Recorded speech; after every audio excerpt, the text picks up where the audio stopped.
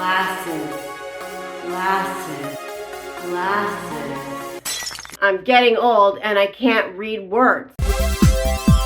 My reading glasses work great, but my computer glasses are kind of messing with my brain a little bit. Since most people sit about 2 to 3 feet away from their computer screens, you'll need something that will allow you to see just a little bit farther. I discovered to get the strength of computer glasses, you just divide it in half by the strength of your reading glasses. And you don't even need a prescription. And I found these. I have no idea what that says. Inside this box, you get 3 different pair of these adorable cat eye reading glasses, but they have a blue light filter on it that filters out harmful blue light emitted by our screens for a gentler daily experience and protection for your eyes. The lenses are also tinted very lightly so that the lights on your screen are not as bright. You also get this little case and a microfiber cloth. Let's try the fingerprint test.